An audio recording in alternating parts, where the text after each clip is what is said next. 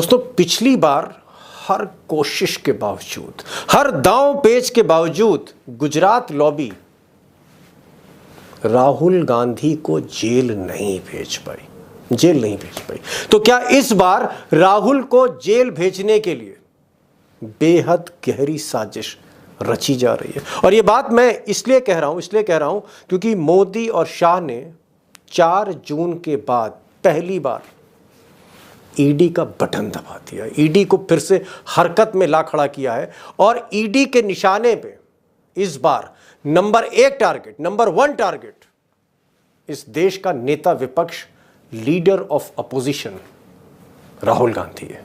Enforcement Directorate raid is being planned against him. ये इंदिरा गांधी का पोता है, ना इसे डरा सकते हो, ना इसे परेशान कर सकते हो, ना झुका सकते हो। डर नाम की चीज राहुल गांधी के भीतर नहीं है। जो कुछ भी हो सकता है, हमले भी हो सकते हैं हमारे सबके ऊपर, राहुल जी के ऊपर, मैं इतना कह सकता हूँ।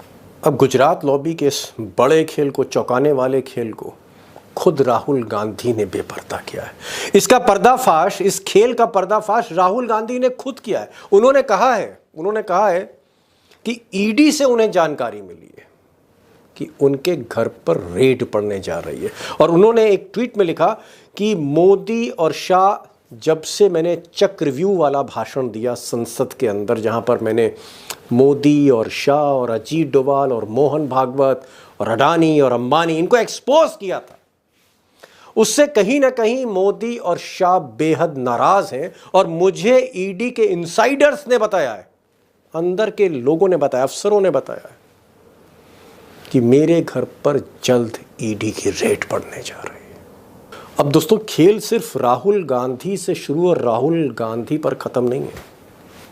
ईडी की इस बार की जो कार्रवाई है वो राहुल गांधी से शुरू हो रही है और पूरे हिंदुस्तान भर में इसका इंपैक्ट होने जा रहा है, बल्कि मैं कहूंगा शुरुआत हो चुकी है। राहुल गांधी के अलावा इस देश में विपक्ष की नंबर 2 पार्टी, जी हां, 2nd बिगेस्ट पार्टी अपोजिशन में और 3rd biggest party in the country, Samajwadi party, वो भी निशाने पर है। और अखिलेश यादव के बेहद खास लोकसभा के डिप्टी लीडर बाबू सिंह कुशवाहा की भी घेराबंदी आज हुई। आज लखनऊ में बकायदा ईडी पैरामिलिट्री फोर्स के साथ, बुलडोजर के साथ उसने धावा बोला बाबू सिंह कुशवाहा की एक जमीन पर, एक ऐसी जमीन जिसको लेकर कुशवाहा ने कहा है कि उस जमीन से उनका कोई लेना देना नहीं है। अब उत्तर प्रदेश से कुछ दूरी पर हिमाचल प्रदेश है, जहां कांग्रेस की सरकार है और इस कांग्रेस की सरकार को बार बार गिराने की कोशिशें हो रही। कभी विधायक तोड़ लिए जाते हैं, कभी इंडिपेंडेंट्स तोड़े जाते हैं, लेकिन सरकार गिर नहीं पा रही। इसलिए चाणक्य ने इस बार वहां ईडी का ऑपरेशन किया, बड़ा ऑपरेशन ईडी का। कांग्रेस के 2 प्रोमिनेंट लीडर, जिसमें एक एमएलए हैं और दूसरे ट्रेजरर हैं पार्टी के हिमाचल के, उनको ईडी ने घेरा है, जिसमें एक राजेश शर्मा हैं जो मुख्यमंत्री सुखविंदर सुक्खू के करीबी बताए जाते हैं। अब ऐसा कहा जा रहा है कि राजेश शर्मा के जरिए ईडी मुख्यमंत्री तक पहुंचना चाह रही है। उसके बाद खेल शुरू होगा हिमाचल में। अगर आप महाराष्ट्र में आए, शरद पवार, जिन्होंने कुछ दिन पहले बहुत बड़ी बात कह दी थी और बहुत खुलकर कह दी थी, उन्होंने कहा था कि तड़ी पार, इस देश का एक तड़ी पार गृह मंत्री है। इशारा जो है सीधे अमित शाह की तरफ था। और उसके बदले में हुआ ये कि 24 घंटे के अंदर शरद पवार के जो ग्रैंडसन हैं, जो पार्टी चला रहे हैं आज, रोहित पवार, इनके जो करीबी हैं, उनके यहाँ छापेमारी हुई है, जिसमें बारामती और पुणे, बारामती शरद पवार का गढ़ है पुणे के करीब, वहाँ पर छापेमारी हुई है। और उधर बंगाल में जहाँ ममता बनर्जी ने अभी हाल की एक मीटिंग में, जी हाँ, नीति आयोग की मीटिंग में जहाँ सारे मुख्यमंत्री बैठे हुए थे, वहाँ ममता बनर्जी ने जिस तरह से मोदी जी का अपमान किया, महफिल छोड़ दी, उसका बदला ये हुआ कि 24 घंटे के अंदर टीएमसी के नेता, सीनियर नेता अनीसुर रहमान और उनके भाई, उनकी गिरफ्तारी हो गई। पीडीएस स्कैम में जोड़कर उनकी गिरफ्तारी हुई। एक मैसेज दिया टीएमसी को कि थोड़ा संभल कर चलिए, ईडी सबके घर पहुँच सकती है। अगर आप बिहार देखें तो बिहार में विचित्र स्थिति है। नीतीश बाबू का साथ भी मोदी जी ले रहे हैं और कहीं ना कहीं चाणक्य नीतीश बाबू को डरा भी रहे हैं। नीतीश बाबू के करीबी IAS ऑफिसर के यहाँ कुछ दिन छापा पड़ा था, जो खबर मैंने दिखाई थी, आप टाइमलाइन में देख सकते हैं। अब ये कहा जा रहा है, बिहार की मीडिया पर अगर आप विश्वास करें तो 7 ऐसे अधिकारी हैं, 7 ब्यूरोक्रेट्स, 7 अधिकारी हैं, अफसर हैं जो नीतीश सरकार में करीबी हैं, नीतीश के करीबी हैं, जो निशाने पर हैं ईडी के। यानी कहीं ना कहीं नीतीश कुमार को भी बख्शा नहीं जा रहा, उनको भी मैसेज दिया जा रहा है कि नीतीश बाबू आप भी थोड़ा होशो हवास में रहिए, कुछ भी हो सकता है, हमारे पास ईडी है, IT है। अब दोस्तों पिछले हफ्ते भर में या 10 दिन में जो भी ईडी का एक्शन हुआ है, चाहे वो TMC लीडर्स जो हैं बंगाल में उन पर एक्शन हुआ हो, उनकी गिरफ्तारी हुई हो, या हिमाचल में कांग्रेस की सरकार गिराने के लिए जो खेल हो रहा है, या फिर समाजवादी पार्टी के डिप्टी लीडर उनकी घेराबंदी हो रही है, या फिर सीधे सीधे राहुल गांधी पर ही अटैक है, उन्हीं के यहाँ छापा मारने की तैयारी।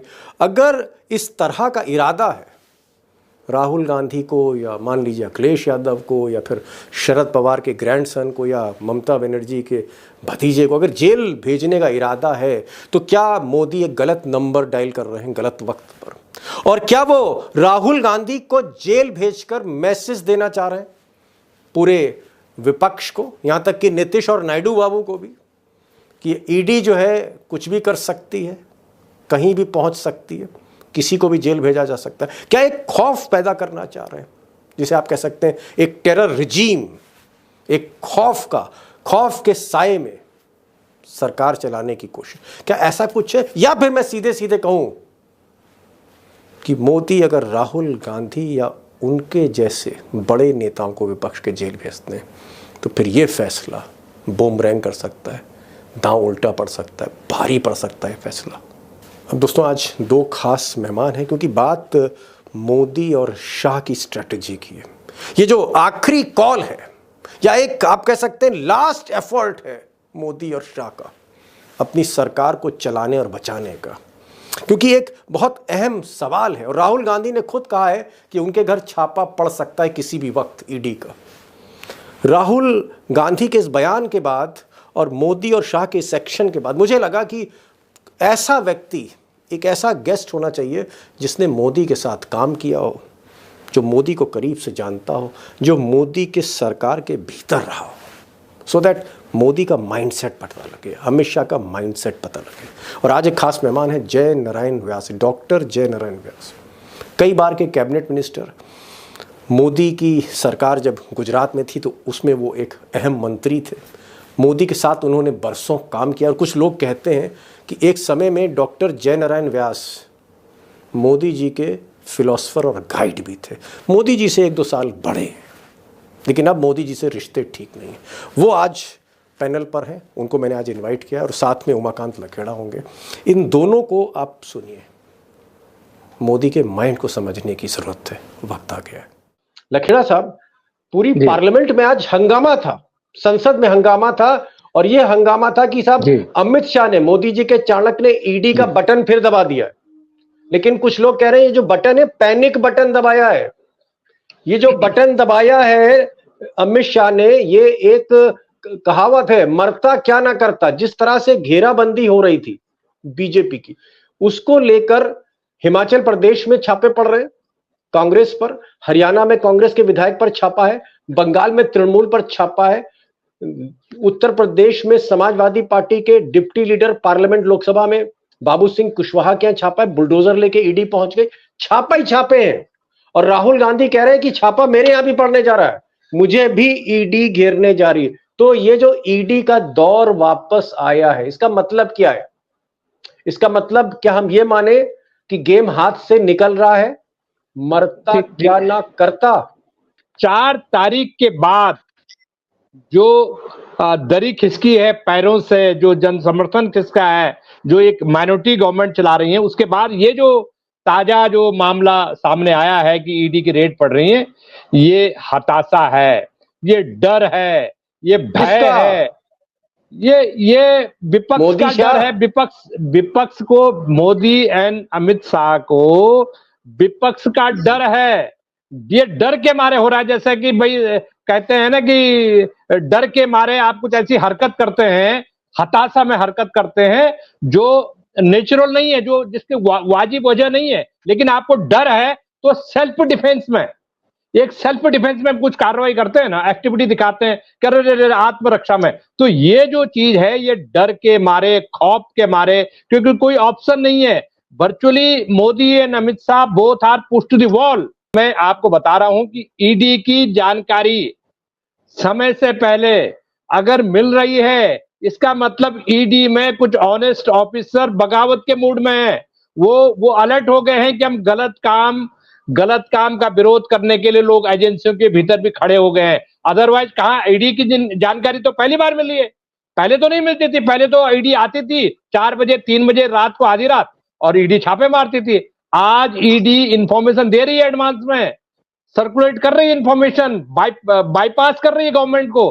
गवर्नमेंट का जो ताना बाना है उसमें छेद होने शुरू हो गए हैं। अगर ईडी जैसी ऑफिसर लेवल पर, टॉप लेवल पर अगर इंफॉर्मेशन लीक हो रही है, सरकार की रणनीति लीक हो रही है, स्ट्रेटजी लीक हो रही है, और सरकार अपने कदम और राहुल गांधी को पता लग रहा है, इसका मतलब ऑफिसर्स ने बगावत, रिवोल्ट, गलत काम करने से मना करने की शुरुआत हो रही है। और ये अच्छी है, ये अच्छी बात है। मुझे ऐसा लगता है कि ये एक शुरुआत हो रही है, अच्छी बात है, इसके नतीजे निकलेंगे। और ये मैं बता रहा हूं कि ये जो ईडी को जो इस्तेमाल हो रहा है, ये भारतीय जनता पार्टी के चुनाव प्रचार का श्री गणेश हो गया है। ऐसा मैं एकदम सही आपने कहा, एक बड़ी बात आपने कह दी लखेड़ा साहब, और इसीलिए कहते हैं कि साहब तजुर्बे का कोई सानी नहीं है, तजुर्बे का कोई जोड़ नहीं। आपने एक बड़ी बात कही कि पहली बार ईडी में ऐसा लगता है कि कुछ ईमानदार अधिकारी भी हैं। 100 में भले ही 10 हो, 100 में भले ही 5 हो, लेकिन कुछ ईमानदार अधिकारी हैं जिनका जमीर जागा है ईडी में, कि अब हम मोदी के कहने पे या अजीत डोभाल के कहने पे या अमित शाह के कहने पे अनाप शनाप पॉलिटिकल छापे नहीं मारेंगे। तो लखेड़ा साहब ये बता रहे हैं कि ऐसा उनको शक है कि ईडी से जो खबर राहुल गांधी तक पहुंची है, कुछ अधिकारियों का जमीर जाग गया है, एक तरह से बगावत कर दी।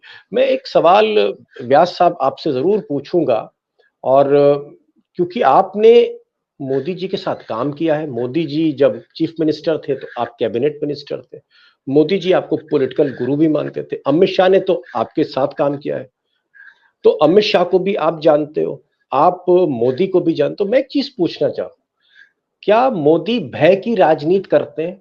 आपने जो इतने बरसों से मोदी को देखा पर्सनली, हमने तो मोदी जी के साथ काम नहीं किया, ना लखेड़ा साहब ने काम किया है, ज्यादातर जो दर्शक सुन रहे उन्होंने भी मोदी जी के साथ काम नहीं किया, आप ही ने काम किया है। तो साहब, क्या मोदी भय की राजनीति करते हैं? संक्षेप में जवाब चाहूंगा। मैं समझता हूं कि भय की राजनीति मोदी जी नहीं कर रहे हैं, मोदी जी भयभीत राजनीति कर रहे हैं। भयभीत मतलब मोदी जी डरे हुए हैं, आप ये कहना चाह रहे हैं? मोदी शाह डरे हुए हैं? आप उनकी भाव भंगिमा का थोड़ा भी विश्लेषण कर लेते हो। नहीं, एक दो पॉइंट तो बता दीजिए साहब। व्यास साहब, आप तो मोदी जी के साथ काम कर चुके हैं, एक आध मुझे पॉइंट बता दीजिए, ताजा पॉइंट, कि मोदी डरे क्यों लग रहे हैं आपको?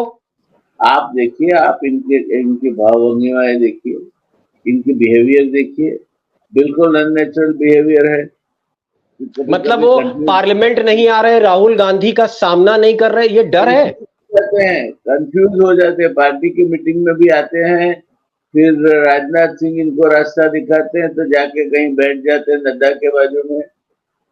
उसका मतलब ये है कि कोई गहरी चिंता इन दोनों को अंदर से खा रही है। तो आप कह रहे हैं, बड़ी बात व्यास साहब, आप कह रहे हैं कि मोदी के चेहरे से एक डर दिखता है, मोदी राहुल गांधी को सामना नहीं कर पा रहे लोकसभा के अंदर, लोकसभा वो जा नहीं रहे, सदन में दिख नहीं रहे मोदी जी, बजट में भी नहीं दिखे वो, जब भाषण दिया सरकार का रिप्लाई आया निर्मला सीतारमण का। एक बात और मैं आपसे पूछना चाहूंगा, ठीक है मान लिया मोदी जी थोड़ा सा कहीं ना कहीं प्रेशर में है क्योंकि बैसाखियों पे सरकार चल रही, ये जो छापे हैं ईडी के जो पड़ रहे हैं, ये अमित शाह का ब्रेन चाइल्ड है? आपको लगता है अमित शाह सोच रहे हैं और कर रहे हैं, या मोदी उनको एडवाइस कर रहे हैं, या दोनों सोच रहे हैं? मतलब मैं थोड़ा सा क्लैरिटी चाहता हूं आपसे। देखिए, अगर आप ये सोचते हैं कि कुछ भी अमित शाह अकेले करते हैं तो वो गलतफहमी दूर कर लीजिए जी। जब क्या तो वो गलतफहमी दूर कर लीजिए। जो भी होता है, जैसे भी होता है, जो भी होता है, सिवा उसको अफर्मेटिव नॉट मिल जाता है नरेंद्र मोदी का, तब तक कुछ नहीं होता। ये Okay. अमित शाह गृह मंत्री है, मगर उसका मतलब ये नहीं कि अमित शाह जो भी कर रहे हैं अपनी मर्जी से कर रहे हैं, अपने अपने आप में स्वतंत्र है करने के लिए, ना वो नहीं है। फिर बड़ी बात कह दी साहब आपने। अब सवाल है कि आपकी सारी बातें तो मुझे स्वीकार करनी होंगी। आप मोदी के कलीग रहे, मोदी के साथ आपने बरसों काम किया, तो नहीं, इसलिए आपकी बात तो माननी पड़ेगी। आप कह रहे हैं कि अमित शाह के डिसीजंस नहीं है, भले ही वो देश के होम मिनिस्टर हो, उनके हाथ में सारा सिस्टम हो गृह मंत्रालय से जुड़ा, लेकिन अमित शाह बिना मोदी के आप कह रहे हैं एक कदम नहीं बढ़ाते। इसका मतलब अगर मैं ये कंक्लूड करूं आपके कहने पर, farmer colleague of mister Narendra Modi mister Vyas says कि अमित शाह बिना मोदी के एक कदम नहीं आगे बढ़ाते, यानी इसका कंक्लूजन ये निकला कि मोदी के कहने पर रेड हो रही, ये जो छापेमारी चल रही है, फिर से एक्टिवेट किया गया ईडी को, ये मोदी ने करवाया, आप ये कह रहे हैं? देखिए, इसमें मैं शब्द बदलना चाहूंगा। आप मेरे मुंह में शब्द ऐसे नहीं रख सकते। मैं नहीं कहता मोदी ने करवाया, ये दोनों साथ में बैठ के तय की हुई साझा स्ट्रेटेजी है। अकेले मोदी ने भी तय नहीं किया है, अकेले अमित शाह ने भी तय नहीं। चलिए, मैं भी थोड़ा निष्कर्ष अपना बदल दूं। आप ये कह रहे हैं कि मोदी की सहमति के बगैर अमित शाह कुछ नहीं करते, अमित शाह मोदी ने तय किया है, यानी अमित शाह अकेले नहीं करते, ये आपका फाइनल स्टेटमेंट है। Got the point sir, got the point कि दोनों की मिली भगत, इसीलिए हम गुजरात लॉबी कहते हैं। लखेड़ा साहब, आपको क्या लगता है, आपको क्या लगता है, जैसा कि डॉक्टर साहब कह रहे हैं, मोदी जी के मंत्री रहे कैबिनेट, ये कह रहे हैं कि साहब मोदी जी भयभीत है, कहीं ना कहीं डरे हुए हैं, और इसलिए एक बार फिर से उन्होंने ईडी को एक्टिवेट किया है प्रेशराइज करने के लिए। क्या आपको लगता है कि राहुल गांधी को ईडी की छापेमारी करके मोदी डरा लेंगे? क्या अब विपक्ष डरेगा? अब ईडी का डर उतना है जितना साल भर पहले था, 2 साल पहले था, कि ईडी के डर से पार्टियां टूट जाती थी। एनसीपी टूट गई, शिवसेना टूट गई, कर्नाटक में सरकार गिर गई, मध्य प्रदेश में सरकार गिर गई, झारखंड में सरकार गिरते गिरते बची, पश्चिम बंगाल में ऐसी तैसी हो गई, कई मंत्री जेल में चले गए। क्या आज की तारीख में जब मोदी बैसाखी पर हैं, क्या ईडी का खौफ का असर होगा या ये बूमरैंग करेगा? देखिए, मैंने बताया ना कि 4 जून को जब नतीजे निकले थे, रिजल्ट निकले थे, उसके बाद और अब में बहुत ज्यादा पानी बह चुका है नर्मदा की नदी में, और यहाँ यमुना नदी जो दिल्ली से आती है। देखिए, 2 तरह का मोदी एंड अमित शाह, इनकी जो भी चालें होती हैं, जो भी षड्यंत्र होते हैं, वो मल्टी डायमेंशंस होते हैं। मल्टी डायमेंशंस का मतलब पार्टी के भीतर लोगों को डराना, जैसे गुजरात में थे तो गुजरात में के भीतर लोगों को डराना, पार्टी के भीतर लोगों को डराना, पार्टी के बाहर लोगों को डराना, ये मल्टी डायमेंशंस गेम करते हैं। अभी जो सीन है कि ये फ्रेंडली मैच भी खेल रहे हैं। जैसे बिहार में रेड डाल रहे हैं, तो रेड क्या डाल रहे हैं? जो नीतीश कुमार के ब्यूरोक्रेट्स, फाइनेंस का इंतजाम करते हैं, नीतीश कुमार को ठेकेदारों से पैसा इकट्ठा करवाते हैं, और ये सारी इंफॉर्मेशन वो सारी इंफॉर्मेशन इनके पास red and white, black and white में है। नंबर 2 बात, जो तोते में प्राण है, तोते में प्राण कहां है? चंद्रबाबू नायडू के खिलाफ एलईडी केसेस चल रहे हैं, मनी लॉन्ड्रिंग से लेकर के तमाम तरह के केसेस चल रहे हैं, इंक्वायरी चल रही है, इनकम टैक्स से लेकर के ईडी, सीबीआई, सारे चीजें चल रही हैं। अब इनको यह खतरा है कि अगर हम कोई ऐसा एक्सट्रीम कदम उठाते हैं तो चंद्रबाबू नायडू दरी खींच लेंगे। हालांकि चंद्रबाबू नायडू को कुछ लॉलीपॉप चटाया है इस बजट में, लेकिन चंद्रबाबू नायडू खुश नहीं है। तो मैंने इसीलिए बोला कि जो भी गेम करते हैं वो सीधा सपाट नहीं होता है, उसमें कई खोल होते हैं, और कई खोलों में चंद्रबाबू नायडू को इनडायरेक्टली भी डराने की कोशिश है कि महाराज अगर आपने थोड़ा सा टच से मस किया। एकदम सही लखेड़ा साहब, तीर निशाने पर लगा। आपका ये कहना है कि मल्टी डायमेंशनल है इसके ऑब्जेक्टिव, यानी एक, मैं हिंदी करूं तो एक तीर से कई निशाने साध रहे हैं मोदी। जैसे बिहार में नीतीश कुमार के जो सबसे करीबी ऑफिसर थे, आईएएस ऑफिसर, जो वहां के बिजली विभाग के प्रमुख थे उन पर छापेमारी हुई। उसके बाद 6 से 7 ब्यूरोक्रेट, आज खबर है, बिहार में चर्चा हो रही है इस खबर पर, वहां पर बाकायदा डिबेट्स हो रहे हैं कि बिहार में 6 से 7 bureaucrats, 6 to 7 bureaucrats close to mister Nitish Kumar, वो भी रडार पे, उन पे भी छापेमारी हो सकती। तो आप कह रहे हैं कि नीतीश कुमार को भी थोड़ा डराया जा रहा है।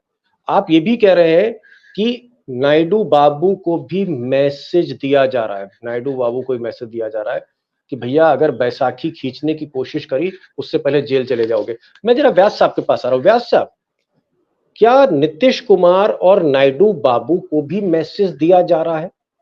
एक तीर से कई निशाने साधे जा रहे हैं, उनको भी डराया जा रहा है अप्रत्यक्ष तौर पे ईडी से। क्या मोदी इस तरह का गेम खेलते हैं? मोदी और शाह इस तरह का बिसात बिछा के गेम खेलते हैं, इस तरह का शतरंज खेलते हैं वो? मोदी का एक मुद्दे का कार्यक्रम है, कुर्सी बचाए रखो, सर सलामत पगड़िया बहुत। मोदी जी के लिए कोई अपना नहीं है, कोई पराया नहीं है। मोदी जी के लिए अपना एक ही है, जब पानी यहां तक आ जाएगी तब बच्चा नीचे होगा, बिल्ली ऊपर होगी, तो बच्चा भी यहां तक ही उनके साथ है, इसके बाद बच्चा नीचे होगा, बिल्ली ऊपर होगी। तो मोदी जी का जो जो जो फंडामेंटल है बहुत क्लियर है, मेरी कुर्सी बचनी चाहिए, मेरी कुर्सी बचनी चाहिए। और मेरी मैंने इसीलिए किया कि अभी इनको एक भय भी दिल में, मैं देख रहा हूँ कि कहीं ना कहीं वो एंट्री मार रहा है कि अगर मेरी ये हाल हो गई, जिस तरह के कांड हुए हैं, पेपर लीक से लेकर, रेलवे एक्सीडेंट से लेकर, बहुत से लेकर कई इलेक्ट्रल बॉन्ड, हाँ इलेक्टोरल बॉन्ड से लेकर कई ऐसे हैं, अगर मेरी बारी आ गई तो। लखेड़ा साहब, लास्ट क्वेश्चन, समय हो रहा है, क्योंकि अगर मैं व्यास साहब से ऐसी परतें खोलता गया तो पता नहीं क्या क्या बोल जाएंगे, ये चैनल ही बंद ना हो जाए कहीं, करा दे तो मेरी वजह से नहीं होगा। अगर जी मैं चाहूंगा कि आपका चैनल, क्षमा चाहता हूँ, आप उम्र में मुझसे बड़े हैं, बल्कि उम्र में तो 1 आध साल आप मोदी जी से भी बड़े हैं। मैं क्षमा चाहता हूँ कुछ गलत बोल जाऊं। मैं कभी किसी ने गलत शब्द नहीं रखा जी, न मैं गलत शब्द किसी का। लखेड़ा साहब, जी लखेड़ा साहब, लास्ट क्वेश्चन, आपको लगता है कि राहुल गांधी ने कल जो ट्वीट किया, ईडी के कुछ अधिकारियों ने उनको बताया होगा, क्या अमित शाह अगर आज की स्टेज में राहुल गांधी को पकड़ लेते हैं, क्योंकि पहले भी उनकी 55 घंटे पूछताछ हुई, कुछ हुआ नहीं राहुल गांधी का, क्या राहुल गांधी पर अगर छापा पड़ता है, ये एक गलत स्टेप होगा? It will be a wrong step, blunder होगा ये अमित शाह का? देखिए, मैं आपको बता रहा हूं, अगर इस घटना में, और ये जो प्रोसेस ईडी की रेड का नया प्रोसेस अगर इन्होंने शुरू किया है, तो इसके पीछे इन्होंने कोई कॉन्क्रीट प्लानिंग की होगी। तो मुझे ऐसा लग रहा है कि बहुत बड़ा राहुल गांधी के खिलाफ अगर एक्शन की शुरुआत है, तो ये ऐसे नहीं किया होगा, इन्होंने पूरा रोड मैप, ब्लूप्रिंट बनाया होगा, ताकि राहुल गांधी को फंसा के आप जेल में डालें और ट्रायल करवाएं। फिर उनका जो नया बंगला 5 सुनहरी बाग रोड मिला है, इनको क्या परेशानी है कि राहुल गांधी इनको छाती में मूंग दल रहे हैं, छाती में बैठ के पूछ रहे हैं, आंखों में आंखें डाल के पूछ रहे हैं, और जब वो जवाब दे रहे हैं, वो जब रिप्लाई कर रहे हैं, तो आंख मिलाने की हिम्मत नहीं है, फेस करने की हिम्मत नहीं है। तो इनके सामने आज जो सबसे बड़ा रोड़ा राहुल गांधी है, जो एक बड़े नेता के रूप में, विपक्ष के नेता के रूप में, संसद के भीतर और संसद के बाहर मोदी का जो पूरा रिजिम है उसको हिला के रख दिया उन्होंने, और वो गुजरात जाके बोल रहे हैं कि हम आपको यहां हराएंगे। तो ये जो धमकी, ये जो चैलेंज है, इसको फेस करने की स्थिति में मोदी और अमित शाह की जोड़ी नहीं है, इसलिए इन्होंने कोई षड्यंत्र रचा हुआ है, इतना मैं कह सकता हूं। समझ गया। आप कह रहे हैं कि मुखबिर और गवाह इन सब से बयान दिला के कोई साजिश रची गई होगी, और उस साजिश के तहत राहुल गांधी को फंसाना चाहते होंगे। पिछली बार भी जब अडानी पर हमला बोला था राहुल गांधी ने, तो उनको जेल जाने की नौबत आ गई थी, सजा मिल गई थी, बाद में वो सुप्रीम कोर्ट से छूटे थे। इस बार जब मोदी पे हमला बोला है तो फिर हमें पिछली बार जैसा ये पार्ट 2 एक्सरसाइज अमित शाह मोदी की लगती, फिर से पता नहीं कुछ। एक अंतिम सवाल पूछूंगा और मैं 1 या 2 लाइन में जवाब चाहता हूं। लास्ट क्वेश्चन, लास्ट आंसर, बहुत संक्षेप में 1 मिनट में। व्यास साहब, क्या अमित शाह ने अगर राहुल गांधी पे जाल फेंक दिया, राहुल गांधी को दबोच लिया साजिश के ही तहत, तो क्या ये एक बड़ी गलती होगी इस वक्त जो राजनीति है देश की? जो भी डिसीजन है जिस समय लिया जाता है वो तार्किक है, इनका तर्क है कि ये होना सही, तो उसको सही या गलत तो उसको समय पुरवार करता है। तो जो डिसीजन की आप बात कर रहे हैं वो तार्किक है, अब समय का इंतजार करना होगा वो सही था या गलत था उसको पुरवार। समय बताएगा कि अमित शाह का, अगर अमित शाह और मोदी मिलकर कोई कार्रवाई करते हैं, जिस तरह की षड्यंत्र की बात कर रहे हैं कि षड्यंत्र हो सकता है, व्यास साहब का कहना है कि समय ही तय करेगा कि वो सही स्टेप था, गलत स्टेप था। आज व्यास साहब आप आए और मैं बहुत बहुत शुक्रगुजार हूं कि आज आप जो मोदी के फॉर्मर कलीग रहे, आपने खोलकर बातें करी। एक चीज तो तय है व्यास साहब, आप बहुत ही का पाप नहीं था, ये बारी-बारी से आप क्यों इन्फॉर्म कर रहे हैं कि मैं बहुत ही बोल्ड आंसर्स आपने दिए। आई एम सो थैंकफुल कि आप बहुत खुलकर बोले और जो दर्शक हैं उनको लगा होगा कि भाई व्यास साहब जैसे भी नेता आज भी भारत में एग्जिस्ट करते। लखेड़ा साहब, आपने भी कुछ बहुत करीने वाली बातें कही। आपने कहा कि राहुल गांधी के लिए एक ये जाल बुना जा रहा है, साजिश का जाल बुना जा रहा है, क्योंकि राहुल गांधी से अब आंख में आंख डालकर बात करने की हिम्मत मोदी जी की नहीं है। लखेड़ा साहब आपका और व्यास साहब आपका बहुत बहुत शुक्रिया। Thank you so much for joining this programme. Thank you so much sir, thank you so much.